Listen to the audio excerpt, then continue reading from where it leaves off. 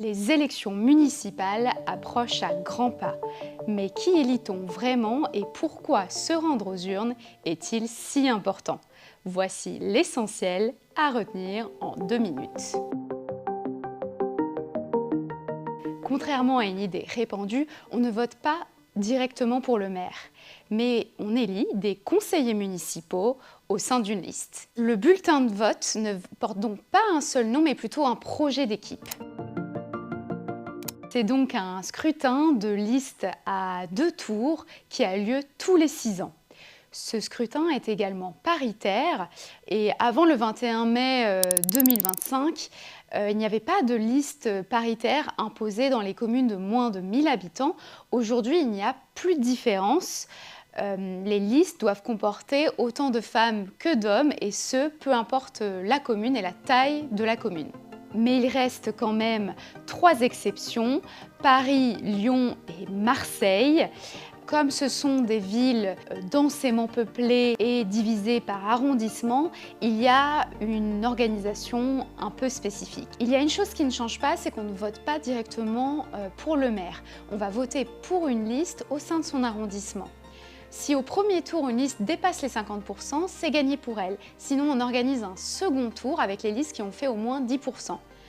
En cas de victoire, ces personnes élues vont devenir des conseillers d'arrondissement et donc vont agir pour la vie locale de votre arrondissement. Il y a aussi les têtes de liste. Ces têtes de liste vont devenir des conseillers municipaux et c'est eux qui vont se réunir après l'élection pour élire le maire de Paris, de Lyon ou de Marseille. Alors, on l'observe de plus en plus, il y a des petites communes où il n'y a pas de candidat déclaré. Il y a plusieurs solutions face à cette situation. La première, c'est de prolonger le scrutin jusqu'à ce qu'il y ait de nouvelles candidatures ou alors d'organiser des élections complémentaires. À défaut, le préfet peut nommer une délégation spéciale qui va administrer spécialement la commune et provisoirement jusqu'à ce qu'il y ait de nouvelles élections.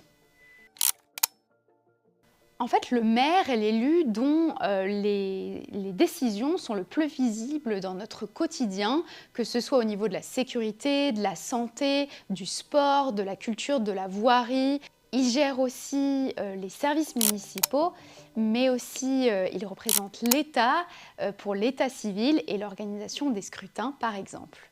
Les communes disposent de beaucoup de pouvoirs, mais une partie de ces pouvoirs est transférée aux intercommunalités de plus en plus. Ce sont donc les agglomérations et les communautés de communes. Ces structures exercent des compétences croissantes, que ce soit en développement économique, gestion des déchets, l'urbanisme ou encore l'aménagement des territoires. En fait, leurs élus sont aussi désignés à partir des élections municipales, puisque ce sont les conseillers municipaux qui siègent aussi à ces instances intercommunales.